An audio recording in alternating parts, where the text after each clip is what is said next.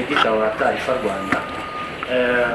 Ndagira ngo ikibazo cyane ndakibaza mu Kinyarwanda wenda abegeranye n'umuvandimwe baramusubiza ariko nabo basubiza.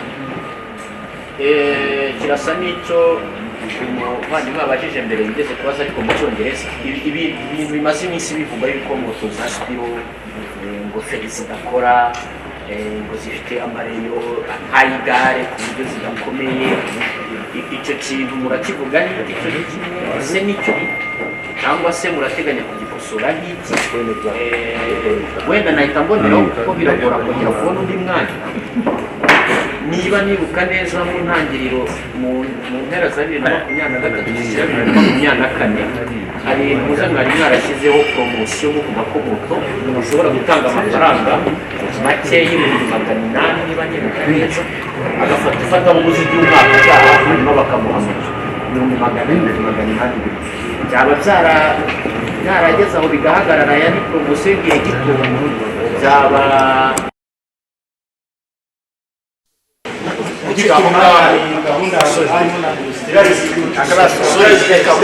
mukiri aho ngaho ku cya feri mwari mubuze muti motari si hose ibyo aribyo byose ni bamwe na bamwe bakoraga ngo utuntu dushinga twasenze mukeka ko babiterwaga n'iki bagira ngo bagere ku kigo bazi baratugurisha ni hafi n'utuntu tubiri nabasha gusobanura. Akambere ni ubumenyi buke, ubumenyi buke byagiye bigaragara ku bamotari bamwe na bamwe hano mu gihugu. Ni ukuvuga ngo hari abantu batari bazi akamaro k'iriya sensa. Ntabwo bari bazi ko sensa iyo ufashe feri y'imbere iriya sensa binyuze muri icyo nakwita brain ya moto dukunze kwita ngo ni controller yahitaga iprocesinga igakata umuriro ujya kuri moteri. Icyo gihe moteri igasa nkaho isubiye mu cyo twita muri tekinike muri basic condition, igasubira mu cyo bita RMC. Donc igasa nkaho gize nk'imbaraga idahagaze. So icyambere ni ubumenyi buke.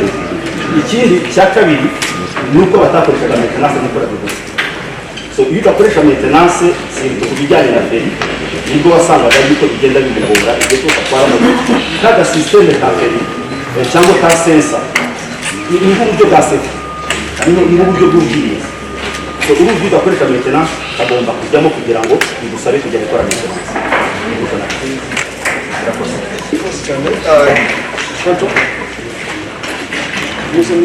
Uruzikiri wandeze marika tukameta ibibazo by'uriya wanagira ngo nangire n'umwana mugenzi wanjye yagiye vuga ku bibazo nk'ibyo cyane cyane uko byatangiye, uko bivugwa, intambwe bitera mbere y'uko byakoresha promosiyo. Nkunda kubwira nkabwira nti iyo turebye aho turi naho twavuye n'impinduka zigeze, n'impinduka iri kuba hari ibintu byinshi abantu bagenda biga. Uyu munsi twavuga ngo nubwo turi kuzana moto z'amashanyarazi ni ikintu gishyashya muri twebwe, abantu benshi bagenda biga. Hari benshi batarabimenya, hari benshi bari kwiga cyane cyane yuko impushya ubona dukorera zo gutwara ibinyabiziga ntabwo tuzikorera kuri moto z'amashanyarazi. Bivuze yuko ari ubumenyi ugomba kwihuguraho kugira ngo ushobore gutwara ziriya moto. Ikintu turi kongera ni iki? Hiyongeye ku byo turi gukora, ibyo abantu bigisha, iyo ugiye gufata moto, ubu ngubu twashyizeho izindi ngamba ziyongera ku zari zisanzwe ahantu hatandukanye, aho ushobora kugenda ukihugura ubumenyi uko feri zikora, uko iyo moto ikora, uko maintenance ikora. Ibyo byose navuga ni uko iterambere rigera riza, uko agenda haza ibintu bishyashya, niko tugenda twiyungura kuri ubwo bumenyi.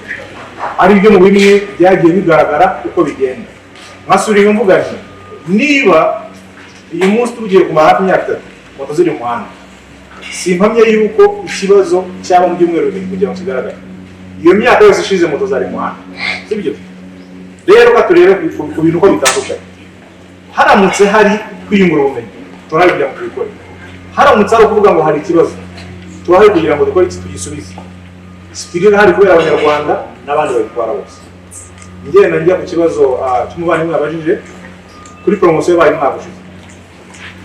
Umwaka ushize abakina kumwe ari promosiyo yabaye, aho twagira ngo tujyane n'iterambere cyane cyane no gufatanya na leta aho twashaka kugira ngo tugabanye moto zihumanya ikirere tujye kuri moto z'amashanyarazi.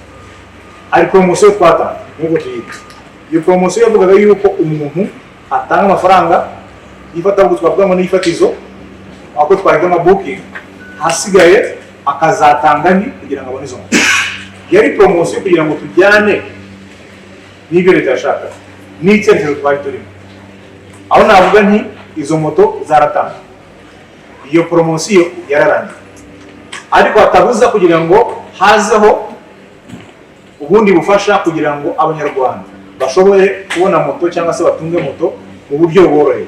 Ariyo mpamvu uzasanga akenshi ku isoko dutanga ibiciro bitoya, atari ukuvuga ngo moto no kuhenutse, oya, nuko dushaka kugira ngo umunyarwanda aho ariho hose yisanga muri icyo giciro, yisanga ashobora kwikorera umurimo cyangwa se ashobora gutunga moto ku giti cye. Kubera ko twari tumenyereye, twasanga moto akenshi zihenze, ugasanga 70% y'abantu batwara moto batwarira abandi. Nicyo kintu twashaka kugira ngo duhindure, aho kugira ngo umuntu akore usanga akoze imyaka 5 bari kwishyura moto. Ese ntabwo yajya ku mafaranga make, wa muntu none akayitunga ari akikorera umurimo none ari kwikorera. Niyo mpamvu twakoze icyo kintu. So uko nabwiraga, poromosiyo yatanzwe umwaka ushize yararangiye, ariko tugenda tuzana izindi kugira ngo twohereze abanyarwanda kugira ngo bakore iki, babone moto zabo. Thank you so much, Chantal.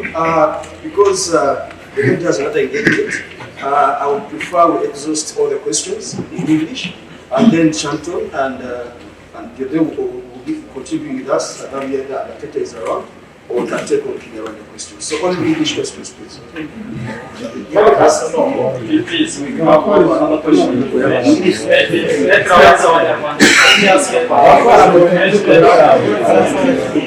Yes? No, let me give us English questions, please. Thank you for the questions about the aging process. I wanted to know if there are measures to the challenges which could be caused by aging batteries, like fading while the motors increases a lot. My second question is about the training which we mentioned earlier, that there are some trainings which we organize to get the motorcyclists to adapt in the new system, but as in the same, the trainings came after reviewing there are some skills which the cyclists are missing. Just wanted to know if there are sustainable training schemes to even clear some challenges which could be caused by the integration of the new systems which will be introduced in the future. And my last question is about the infrastructure is potential plans. I just wanted to know if there are plans to increase the structure, like charging stations, any other plans to increase the tickets. Thank you so much. So the first question, when you talk about the batteries that we're doing, as I mentioned before also, these are all tested batteries. They have a life of up to 5 years.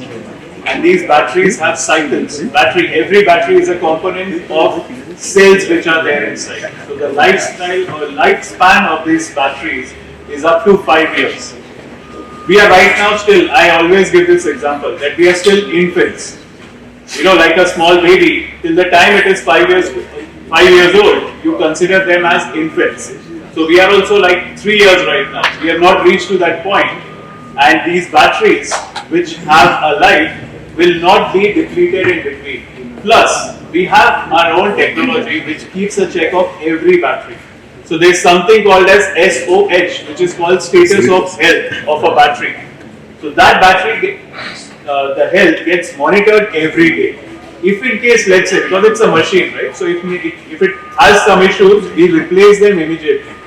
Because we don't want batteries which are underperforming be there in the circulation. So that is taken care. And as I mentioned before, battery is something which Spiro takes care of. So if you have batteries which are getting depleted, we have already a mechanism where those will get replaced by the fresh batteries. But that will take anything about 5 years for them to replace. In between, if there are some challenges, we will cover it up as well.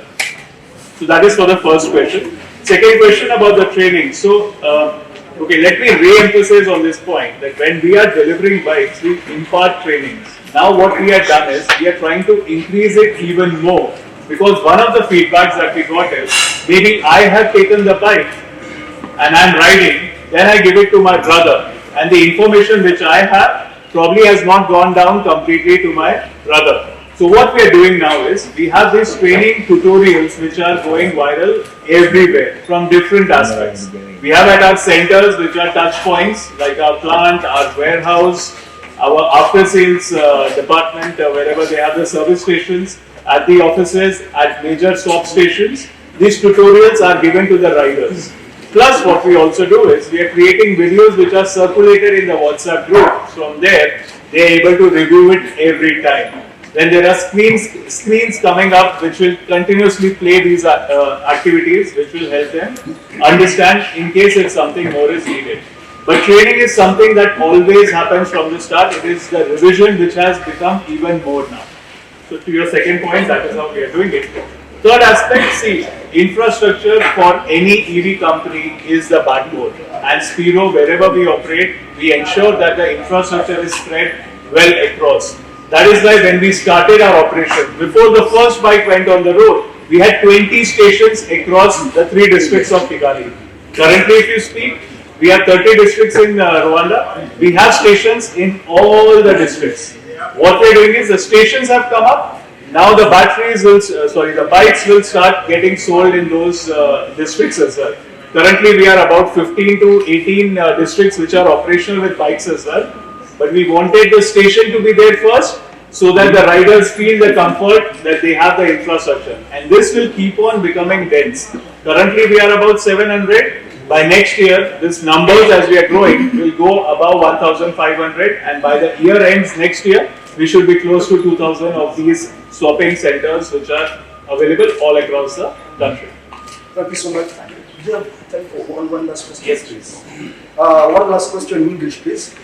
In English. Yes, Mr. Wakasa. Thank you so much, sir. My name is Romeo. So your clients are still complaining about the batteries. You sell them the motorbikes, but you don't sell for those batteries so that they can keep the batteries forever. So what will happen when your company stops working here in Rwanda? Where they will find the batteries? So firstly, sir, why do you want us to stop working in Rwanda? No, I don't want you to stop. But what will happen? I'll tell you, let me tell this from a larger perspective. Currently, in this 2.5 years of operations, Spiro in Rwanda has invested more than $30 million to expand our operations. By next year, by first half, if this will get almost to $50 million, we are investing heavily in infrastructure, because this is not a one-year game. This is a thing which is going to be a step. When you build an ecosystem, let's go back in time. When in the early 60s, when the first time the bikes came into Rwanda, you had petrol stations which were limited. Then the petrol station became more because they serve for bikes, they serve for cars, they serve for trucks. The infrastructure was built, which is still continuing. The same thing for us becomes that the infrastructure is spread and the bikes will keep on coming in the market. To your point, the batteries, that's what I'm saying. Batteries, when their life gets over, gets replaced by the new set of batteries. That is another way of ensuring that the movement doesn't stop. So, I will tell you that we are here to stay. We have invested so much of money and we have more than 1,000 employees who are working with us. Yes, this is not done for 1 year or 2 years. I wish you to stay forever. Absolutely. But can you plan to sell those batteries forever for your clients? See, I'll tell you, it's a very good question. If I talk about only that question, when you talk about e-mobility, when you talk about bikes for these riders, if you give them the battery, they will have to charge and wait for a long time. Then again when it gets depleted, you will have to charge again. Then again they will have to wait. A rider in Rwanda, if you talk about, in Kigali specifically, they run about 150 to 180 kilometers. So if in how many hours they complete it? They complete it in between 8 to 12 hours. Now let's say if he takes one battery with himself, he will charge, he will consume that battery, then he has to wait for another 3 hours for that battery to get charged. Disruption of his running operation. Swapping model, globally if you go to see, is the most acceptable model, especially when it comes to the transportation of people. And the battery supply is our responsibility. As a part of our business, when we have a business line, that is the most important business line that we have. Unless we have the batteries, how will a rider ride? If we do not have stations, how will a person swap? So these are the most critical aspects which will continue to become dense. As I was answering the previous question, our network will continue to become bigger, which will be having more batteries, and this circulation will always remain. So rest assured for that, we are only going to increase the capacity as we are growing, and it will not become a point where you have more bikes and less batteries. Thank you so much. Just for the sake of the Rwanda journalists, I'm going to take two questions in Rwanda so that the MT can also answer them, and then I can let you go. So, yes.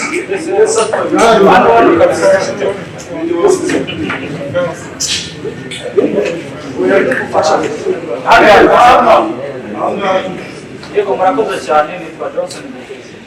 Ndedito umuseke nashaka kubaza utuntu tubiri gusa. Yego ubumenyi buke muvuga mu bamotari murakora iki kugira ngo mujijwe. Ikindi cya kabiri mwamufiteho umusitesitingira ziriya moto kuko zisegwa mu zindi zijya ku isoko. Two questions. One is that the issue of intake limitation batteries. What are we doing to have that problem? Secondly, that we have a training facility while testing what of that. Okay. I guess the first question, thank you, I've already answered, but I'll reaffirm on that. We have this training which was given to every biker when they are taking the bikes. And as I mentioned before, sometimes it may be the bike is taken by me, driven by someone else after some time. So that is why we have this repetition tutorials which are spread across the WhatsApp groups, across our touch points, where it keeps on playing again and again. So that if anyone wants to touch on that or understand again, we are happily available to get that thing addressed.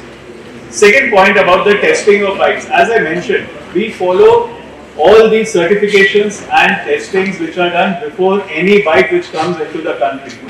Currently, we have helmet standards. If you know, we are the only company who are bringing the RSB certified helmet in the country because it was set and we met that standards.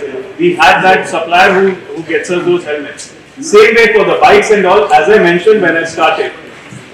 We have operations in 8 countries. Every country has some of the other requirements in terms of standards, in terms of how the policies are made. So what we do is where we do not have a prerequisite, we have international standards which are always followed before any bike, any product of ours, whether it is bike, whether it is battery, whether it is any of the other components which are required, they are all tested, certified before it comes into the country. Thank you so much. I think we'll let you go. After the number, I go to Rahari. So maybe before I go, I would just like to also maybe preview my final thoughts. As I mentioned, so we are here to stay. Spiro had not invested in this country for 1 or 2 years. We have been over here for the past 3 years and we will continue to grow. And as we enter the new year, we can assure on behalf of Spiro management that we are going to keep on having our expansion and that keeps on having good quality products which are affordable, which are sustainable and which is reachable to any and every person living in Rwanda. Thank you so much. Merry Christmas and Happy New Year. Thank you so much. Oh, twakomeza. Iki gice ntabwo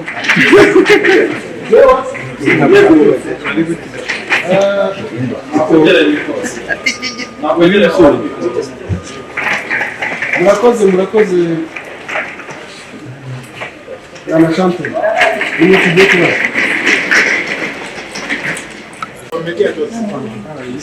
uzi ukuri igenda kuri Spiro n'ubundi naje baza hari ibintu byavuguruwe kuko ubwa mbere hari ibibazo ugasanga nyine moto nta ekilibre zifite ariko hari akantu ushaka ko kugira ngo mukwiteho si byo yibagiwe ko u Rwanda ari igihugu cy'imisozi miremire ubundi moto mwasanze ku isoko si ukunenga ariko ni akantu bakemuraho gatoya moto wazaye rwose akantu ka ekilibre umuntu yicaraho gafite akantu ka plastique gatangira umugenzi izi moto zanyu iyo moto zamuka mu gasozi ngo yashaka ashaka kubiranga aho kantu muzagatekereza mu gusora intebe ise niba bunde umugenzi agira kiribwa hari impanuka rero mutazimenya zano uko kuri moto bakitura hasi ikibazo cya kabiri ndibona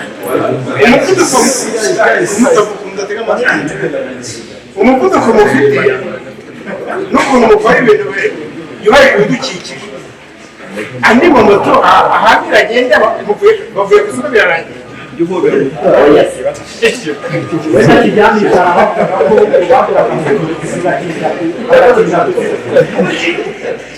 budufashe hari abavugaga ko ngo cyane cyane igihe abigeze kumamagara cyane cyane bazitekereje bakavuga bati wishyura moto uyihabwa bati ese wenda avuga mu gihe imibare muri za moto ibihumbi 16 bimaze gushyira ku isoko mu Rwanda wenda zose ziracyari ku isoko 100%.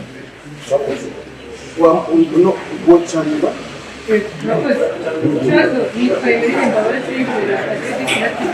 ikibazo nifuza kubaza kijyanye n'uko bigaragara ko umuntu ashobora gutwara moto ya sipiro atarahawe training bikaba byagira ingaruka ugira akazi kure ndifuza kubaza kugira ngo umuntu atware moto ya sipiro bisaba ko igihe cyose agomba guhabwa training kuko umumotari agomba kugura moto akaba yatwara ibindi bivuze ko kugira ngo umuntu yemerewe gutwara moto ya sipiro agomba gufata training ese iyo training mubaha inzira muziba mu gihe kingana gute kibazo kugira ngo tunabavuganire bareke kuzitizanya nyine batazitizanya batawe aje kureactiva kuri kugira muze kurandira technically abashantu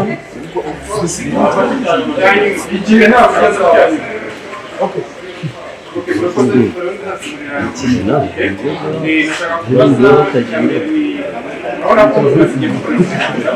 ibibazo byinshi byakozwe kuri iki cyangwa se cya gatandatu mu Rwanda bari neza ariko nta kazi cyashya ese kuki bigaragaye cyashya icya kabiri nk'abantu bamaze igihe bakuba muri ibibazo baretse abateguzi moto hari abavuga ko n'abamotari gutwarira make ese bimaze kubateza igihombo kingana iki urakijyanije n'ubuziranenge urakoze guys please gira kugira ngo tubuze umwe kugira ngo kubera ko ndabizi abenshi bakererewe so rero ikibazo cya njye yabaze Alphonse yavuze ati icyambere mu mujyi nko gushima cyo turi gukora akavuga ati ariko hari icyo muzana wenda ndatangira mvuga twibukiranye uko moto zigiye ziteye sibyo akenshi wasanga abantu bavuga ngo moto runaka ziri ku isoko bitewe n'uko ziteye kuri ba mama bacu cyangwa se igitsina gore ntabwo cyishimira ko kigenda kuri moto kubera iki bisaba kugenda wegereye motari cyane cyangwa umufashe cyane ugasanga birasaba kugira ngo umuntu ashyire intera hagati ye cyane cyane ko tutazi abamotari uko bimeze so ugasanga bakoze umusego muremure ariko tugasiga nta kuma inyuma ushobora gukora ari hakuma inyuma ushobora gufata so muri ubwo buryo bari kugira ngo twagase ikibazo cya safety ariko nanone kugira ngo umuntu agire uburenganzira bwe si gufata umuntu cyangwa umwegere kandi utabishaka cyane cyane ko usanga n'abamotari wenda b'abagabo badashaka umudamu wegera cyane so niyo mpamvu n'uriya musego wacu nuko intebe iteye nicyo kintu twabyaza kugira ngo tugere kuri iki nkasubira ku kibazo yabajije iyo umuntu avuze ngo ese muzahugura kugeza ryari ese umuntu kugira ngo atware ikintu runaka bisaba kugira ngo ahugurwe kuri icyo kintu igisubizo cya mbere cyo kuvuga ngo yewe mpera ku buryo bwa mbere bworoshye uyu munsi umuntu ukoresha Android n'umuha iPhone azaba nziga kuyikoresha zose ni telefone wakwitaba wahamagara ibyo ni byoroshye ariko hari byinshi utazamenya mu gukoresha icyo kintu bivuze iki mu gihe ubonye ya moto kugura ntabwo ari ibintu bitinda ntabwo ari ibintu bifata iminsi 5 oya mu isaha imwe urahugurwa ukajya ku murongo ukamenya uko bikora ukajya mu muhanda bivuga ngo n'uwo muntu waguwe nawe afite ubumenyi bushobora guhugura undi niyo mpamvu iyo wahuguwe rimwe iyo haje ikindi tugenda tubagwa nk'uko twababwiye ku masitasiyo ahantu hose tugiye dukorera ubu ngubu tugiye kuzana n'utuvidewo tugira dusirikira ahantu hatandukanye nk'uko mubona ibintu bigenda uzajya umenya ngo moto yakora gute ese mu gihe habaye akantu byagenda gute ahasigaye byoroshye bwa bumenyi ikibazo cyari gisigaye cyari kijyanye n'ibikoresho kuba twarabonye ikibazo moto uvuze ntabwo ari bwa gatandatu uyu munsi navuga nti moto za Spiro icyo uri kuvuga ngo izavuzweho ntabwo ari icyiciro cyane oya usibye ko abavugaga kenshi bavuga ngo ni Spiro gusa ntabwo tuzi no gutandukanya ngo izaje mbere n'izihe izaje kabiri n'izihe izakurikiyeho ariko tukagenda tuvuga ngo impamvu hagenda habaho ivugurura mu kintu runaka ni uko hari ikindi kintu kikindi cyangwa se hari igisubizo uzanye muri modeli runaka sibyo ntabwo urugero tuzana komando bari tuvuye mu kindi gihugu cyo muri Burasirazuba cyo muri Benin icyo gihugu kirarambitse nta misozi nta tuzana moto hano muri icyo gihugu yakoraga neza ariko tugeze hano dusanga iragoye kubera ko mu Rwanda hari imisozi ibyo ngibyo biduha isomo ryo kuvuga ngo ese ni gute duhindura kugira ngo noneho iyi moto ibe iya hano modeli yakurikiyeho iza isubiza cya kibazo ariko uyu munsi aho tureka ngo moto zacu zifite ingufu nyinshi niba tugomba no kuzigabanya simbi ariko havuga ni ikintu cya mbere barakubwira ngo niba uyu munsi ufite moto 16 banza wibisha ko ari imiryango 16 uri kugaburira niba uteze moto ya Spiro ari umuryango ugaburira kubera ko hari ikintu kiza kumeza abantu cyane sibyo niba ari abantu igihumbi bari gukora mu ruganda hari imiryango igihumbi iri gukorwaho n'abantu uri gutega cyane igihombo bari gukora cya mbere ntabwo ari kuri twese gusa nka kampani ni no kuri wa mumotari ni no kuri wa muntu wakoraga cya kintu igihombo ni kinini kubera ko kidafatiye ahantu hamwe gifatiye ku bintu byinshi ku miryango itandukanye ku mashami atandukanye rero bavuga nti igihombo cyarabaye kinini pe kugira ngo uyikwantifayinga nk'uko bavuze mu mafaranga tumaze gushora ubona yuko ari ikintu kinini byarukofeje tukavuga tuti rero uwo ari we wese umugenzi wabyumva icya mbere ni uko nta mpungenge y'ikibazo gihari cyane kandi tumaze kubona bimwe nagaragarira mu maso y'abantu icya kabiri buri gutanga moto ya Spiro hari umuryango runaka ufashije kubera ko twazanye kugira ngo abantu bihangire imirimo kandi bagire icyo bumva nkavuga ibi byose habaye igihombo ariko turi hano kugira ngo utangaze ukuri n'umucyo ubyageze urakoze amasaha yagiye akoze cyane ikibazo binakwiye ku bamotari babaza ati ikibazo cy'uko bamwe mu bafatanyabikorwa ba Spiro bagurisha moto zabo cyangwa se bazitanga ku bakiriya ku bamotari bafite ikibazo cy'uko izo moto bakora bishyura ziriya bakora bishyura bavirisa mu gufatanyabikorwa ntabwo nimero zitangwa muri polisi kugira ngo iyo umuntu yandikiwe ikinyabiziga yakoze ikosa ntabwo izo nimero ziba ari izabo ziba ari izuriya mufatanyabikorwa bityo umumotari akajya agenda n'umwenda atarizi aho ahingukiye ku mupolisi akavuga ngo ugejejemo ibihumbi bingana agahita yitwara umumotari akajya avuga ati iyo nza kuba nanjye nimero yanjye ya telefone hari ukuntu yahujwe nawe ntajya nitwara reka nkanishyura kare nkamenya n'ibihe byabereye ariko bisanga bari mu maboko ya polisi moto zabo zarafatiwe murakoze cyane ni ikibazo cyiza ariko cyane ndacyerekeza ubufatanyabikorwa mu byiza iyo tuvuze abafatanyabikorwa barimo ingeri zitandukanye. Dufite abafatanyabikorwa bavuga ngo ibinyabiziga ni ibyabo bakakiguka gitwara waranza kubishyura kikakwandikwaho. Iyo umuntu aguhaye avuga ni nk'umutungo wimukanwa akawuguha ati gucunge uzajya unyishyura amafaranga runaka nusoza kizaba icyawe. Aho twebwe nka Spiro biragoye kugira ngo twinjire muri icyo kibazo kubera ko icy'abafatanyabikorwa, ariko navuga ni inama nziza ni iyi nk'uko tugenda kumura ibitekerezo, ni ukuvugana n'abafatanyabikorwa wenda bagashyiraho nimero rusange n'uburyo ki abamotari bajya babona izo mesaje n'ubwo butumwa mu gihe bandikiwe, kubera ko icyiza iterambere ryaje iyo umuntu bacyandikira umuntu ahita abona ubutumwa bugufi ko bamwandikiye, asigaye kubera ko baba bazi umuntu bagihaye bakagenda bakora icyo babamenyesha. Icyo twakora ni ukugira ngo bakore ubuvugizi kuri abafatanyabikorwa dushyireho izo ngamba bazajya bamenya. Naho ku ruhande rwacu iyo umuntu yatwaye ikinyabiziga kimwanditseho ntabwo mfite uburenganzira bwo kugihuza indi nimero, kubera ko ni sisiteme ya polisi. Murakoze cyane Chantal. Hano mutegere murakoze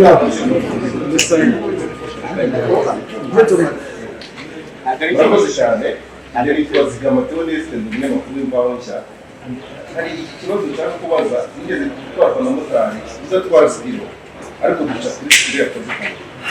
Arambwira ati rero we n'abagenzi bigeze kuza kuri uru Rwanda cyangwa se izindi n'ahandi baza kubonana ndetse ko babonanye n'umuzungu niba ari we wenda singizi.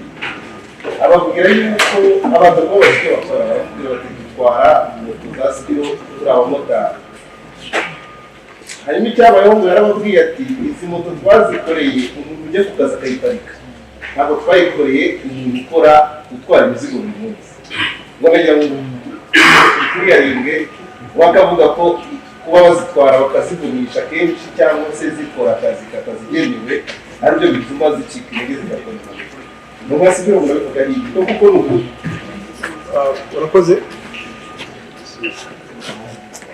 Bitandukanye n'ibyo nsanzwe numva kubera ko ngendeye ku byo maze iminsi numva, ahubwo ngiye bambwiraga yuko hari umuntu ababwiye yuko iriya moto ihagaze ipfa. Abaza ati moto z'amashanyarazi batubwiye ngo nuyiparike irapfa. Urumva ko bitandukanye, buri muntu agenda agira amakuru atandukanye akuye hirya no hino, ariko kugira ngo mpumurize uwo ari we wese, iyo tuvuze ngo Spiro iri mu bihugu 8 dufite moto zirenga 70,000 muri ibyo bihugu. Kariya dufite hafi 16 mu Rwanda. Ntabwo izo moto zakorewe kugira ngo umuntu agende aparike. Izi moto turabizi ko zikoreshwa mu gutwara abagenzi cyangwa gutwara ibintu, kandi nicyo zakorewe. Iyo ugiye kureba na design zakozwe, uko intebe zikozwe, imbaraga zifite, ntabwo ari iz'umuntu, nizo gutwara abantu. So izo ngizo nkavuga nti iyo umuntu ambwiye ati ese iyi moto yakora, tumaze kubona ibintu byinshi. Accident ntabwo tuzapimira gukomera kwa moto kuri accident, kubera ko n'imodoka n'amakamyo tuyabona yakoze akana kangira kandi ari ikintu kiremereye, ariko gukomera kwa moto ntabwo uzakumira kubera ko yakoze accident. Na mbere yuko Spiriza accident zabaga, sibyo? Ariko uyu munsi nakubwira niba habaye accident turebe icyahiteye, kubera ko uyu munsi ikoreshe ishobora kudafata imibare nyayo. Iyo aba ari ikintu twavuga ngo gihungabana cyangwa ziteye ikibazo mu Banyarwanda, uyu munsi inzego zitandukanye zavuga zara zikavuga ati impanuka za Spiro zingana gute. Impanuka za Spiro ziteye ikibazo cyane cyane nk'ababishinzwe nka polisi yagumye kuba yaragahumuriza bavuga ati Spiro zimaze kuba ikibazo, ariko dusanga kenshi duhabwa amakuru nk'uko wari ubivuze n'abantu batwara izo moto. Twakora kuza uti ni abamotari batwaraga moto zitari iza Spiro barambwiye bati, ugasanga ari amakuru turi kugendera kenshi n'ay'abamotari ariko bataratwara n'izo moto. So nkavuga nti turimo kugira ngo dutangaze amakuru meza kandi n'umucyo ku bintu byose biba byabaye. Izi moto uko zakabaye zakorewe kugira ngo zitware abantu, zitware n'ibintu, kandi zirakomeye ku rwego mpuzamahanga, si ukuvuga ngo ni urwego rwo mu Rwanda.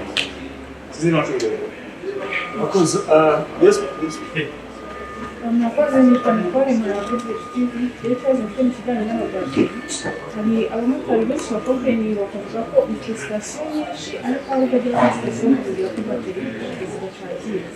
ariko hari n'abandi bavuga ati njye nakwiye moto ku ruganda ifite bateri nzima ariko bajya kuyihindura kuri sitasiyo bateri bamuha ugasanga ifite ikibazo ese murateganya iki haba kwenda guhindura iyo mpamvu izo bateri nazo igihe zikora cyangwa se gufasha gutanga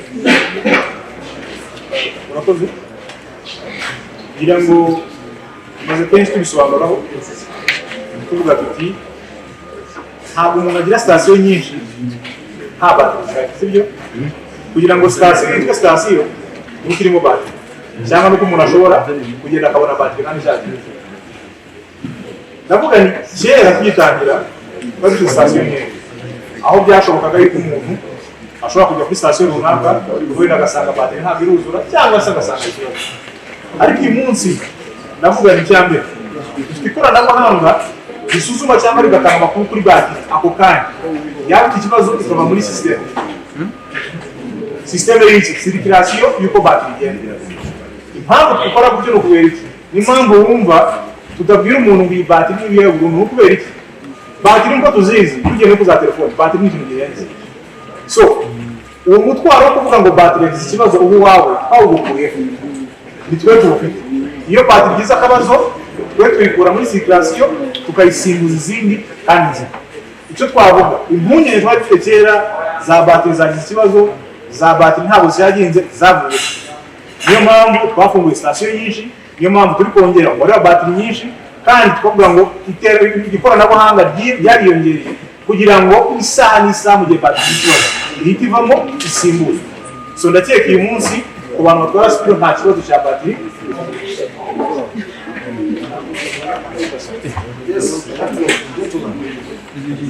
Comme on avait dit, je vais demander la question en français. J'espère que ça. C'est bien. Je peux demander en français.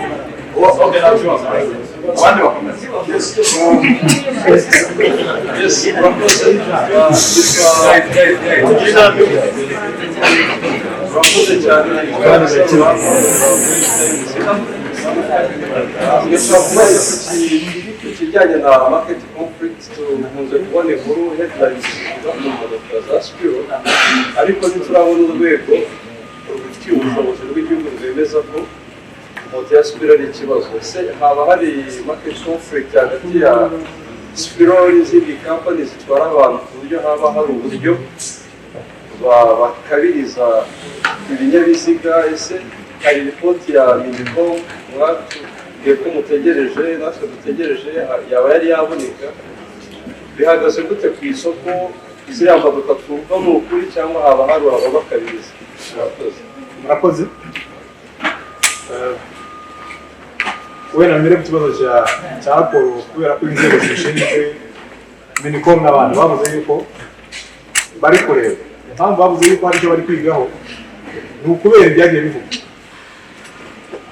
kandi aho mpagaze cyangwa aho nicaye ntabwo mfite ubushobozi bwavugira izo nzego uvuga ngo wenda minicom izazibwire aho bageze bareba cyangwa se basuzuma uko bagiye babyumva cyangwa se uko bagiye babibona icya kabiri navuga nti twagiye tubona ibintu byinshi bitandukanye aho abantu bakoresha AI kugira ngo batange amashusho runaka iyo umuntu ageze ku rwego afata umwanya agakora ikintu kidahari kugira ngo agitangaze aba afite indi motifu twarabibonye ahantu hatandukanye ku mbuga nkoranyambaga zitandukanye aho abantu bakoze amashusho atabaho kugira ngo batangaze ntabwo nkunze kubivuga mu mvugo yo kuvuga ngo ntiharabika ariko ni ukuvuga nabi ikintu runaka so iyo umuntu yafashe umwanya we kugira ngo avuge nabi ikintu runaka aba afite motifu tutazi ngo ni iyihe motifu ishobora kuba ari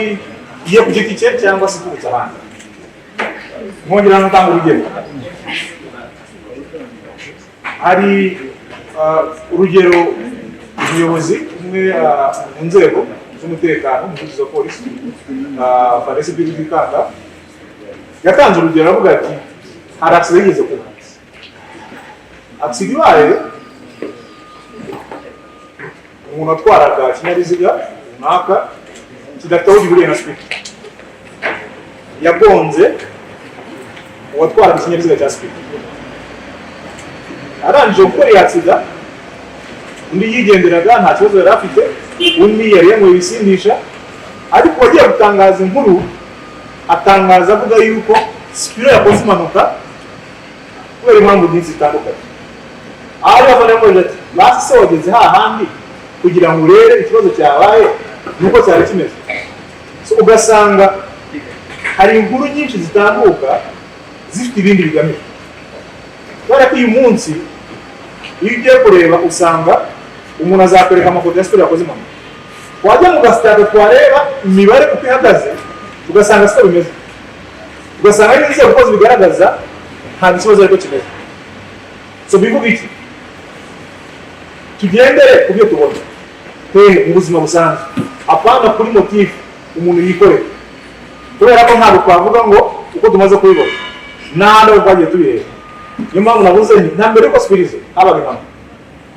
ariko ntabwo turabona ayo mafoto ese izo mpanuka zabayeho cyangwa se byagenze gute ariko uyu munsi aho ugiye hose usanga cyabaye ikibazo nkavuga ni rero niba tugiye gutangaza amakuru runaka reka tumenye icyabiteye reka tumenye intandaro ariko nanone situbugamire ku ruhande runaka turebe impande zose nk'uko warubajije rero hari byinshi tumaze kubona wenda n'inzego zitandukanye zizavuga ariko nanone ibitangazwa ku mbuga nkoranyambaga siko bimeze ntumurize n'abantu uko babyumvaga siko bimeze hari byinshi twabonye ko atari byo hari na byinshi byakoresheje amakuru atari y'ibihuha ariko navuga kugira ngo babibye abantu cyangwa se bagire ikindi bagingira mwatubwira ko iyo mibare wenda mwize kuvuga ngo hari imibare mugenda muhuza n'indi mwabonye iyo mibare ku buryo byumvikana ko Spiro ko kudakora impanuka kuko twebwe tugenda natwe turi abantu tujya duhura nazo cyane cyane ahantu hamanuka Spiro ubona ko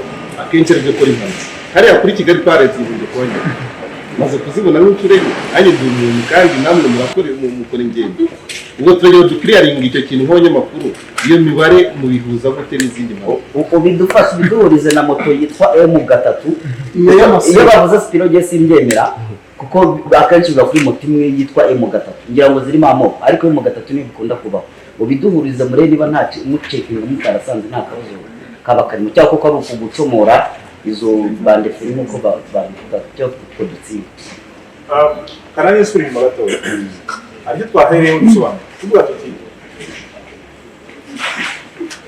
ndatanguriye rufatika hari accident igeze kuba kwanangiza umumotari utwaye moto bavugaga inkuru isohoka ivuga yuko umumotari yakoze accident kubera ko yabuze feri mu by'ukuri bagiye gupima no kureba umumotari nta permis afite uvuga ngo nta ruhushya rwo gutwara ikinyabiziga yari afite bivuga yuko atarazi gutwara icyo ni icya mbere icya kabiri uko byagenze n'uko byatangajwe biratandukanye so niki nshaka kugira ngo ngire ku muvandimwe uyu munsi urambwiye uti nshaka Kigali Parents kenshi maze kubona accident zingana gutya cyamaze kubona enye nta kibazo uyu munsi dufite nk'uko warubuze 2016 tugiye kuvuga ngo moto zikora accident nubwo dushaka zigere enye ku munsi umwaka warangiye nta moto n'imwe iri mu muhanda uvuga ngo nta moto yasubira kongera kubona mu muhanda bitewe n'iki n'imibare turi kuvuga ariko kwijanisha tugereye ku mibare polisi igize gutangaza tunabona yuko 20% y'abamotari benshi bakora accident baba banywa ibisindisha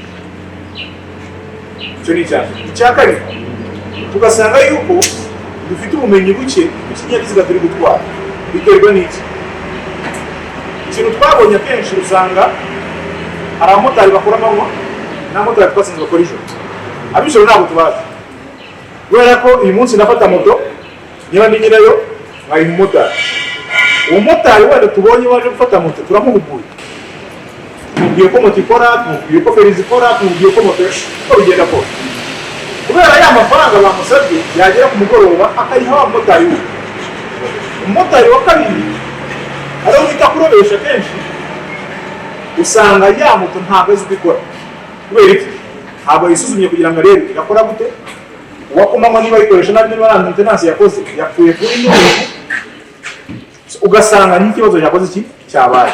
So niyo mpamvu turi gukora uyu munsi tugakora iki turi kwigisha guhugura bikaba mu gutanga moto bikaba mu buzima busanzwe bikaba no aho dufatira batiri.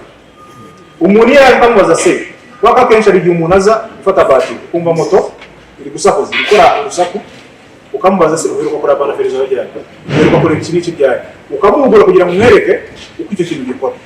So muri ubwo buryo niho tugenda turebera uko impinduka zigenda ziba kandi iyo tugereranyije uko twatangiye naho tugeze tugenda duhugura tubona yuko uko bagira bivuga nuko byari bimeze hari impinduka nini imaze kuba. So tukabishimira kandi abagenda bayivuga bikurikira.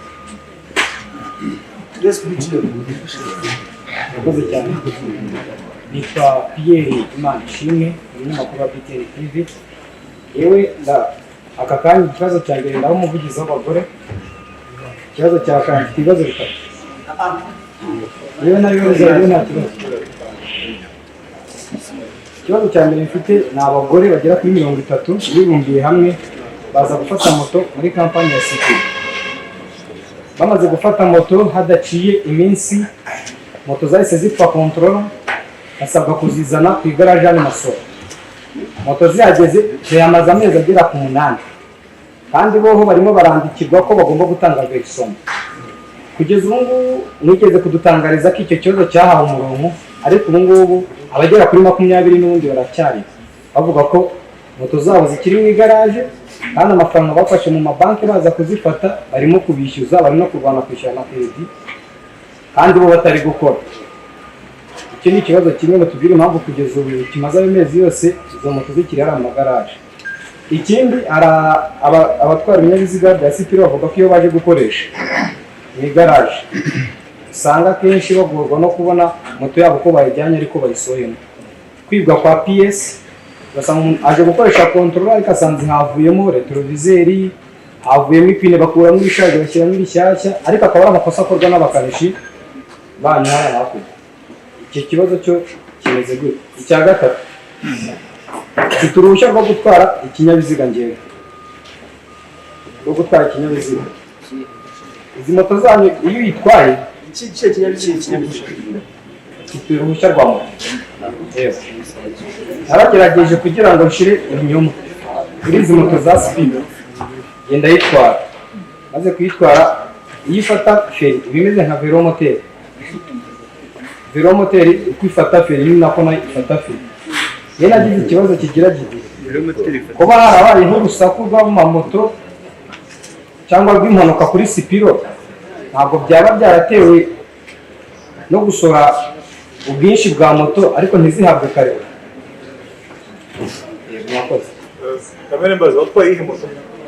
Natwaye yari iri kuvugwaho cyane ngiyi ya gatatu y'amasiyeri. Wayitwaye byari? Nayitwaye mu kwa gatandatu. Kwa gatandatu. Mbere yo kuza mu itangazamakuru. Oya, ni byiza. Cyiza manze gushimire kwa ko ndabizi ntabwo ari ubwa mbere kugira n'iki kiganiro cyihariye nawe kandi ikibazo ndakeka twarakivuzeho karagisubiza. Uko uvuze icya mbere ikibazo cy'abadamu. Abadamu bishyize hamwe twanabishimiye twavuga tuti ahubwo bafasha abadamu kugira ngo biteze imbere. Baraza bahabwa moto kugira ngo bazajye bishyura make kugeza n'inzego z'ibibaye byabo. Iyo systeme yarakoze bagenda bishyura uko byari bimeze. Abadamu ni abantu dukorana nabo umunsi ku munsi cyane ko mvugana nabo cyane ko bazi ikinyabiziga ni ikinyabiziga gishobora gupfa nkuko twabivuze. Akenshi hari gufata ikintu ari ubwa mbere utazi ko uri gukora maintenance utazi ko uri kukigenza. Haba ikibazo ukamenya ngo niyo mpamvu hari warranty no kugira ngo ni hari ikibazo runaka tuzagikemure mbere y'uko nuko ibirometero runaka birenga. Ikibazo kiza kuba aho habaye avuga ni gupfa kubinyabiziga cyangwa se kugira ikibazo. Tuvuga ndakeka n'abadamu bari bahari ikibazo kirakemuka. Tunashyiraho ubundi buryo twagizeho ubu ngubu uvuga iki kubera ko tubizi ko abamotari akenshi usanga moto arizo zigaburira imiryango.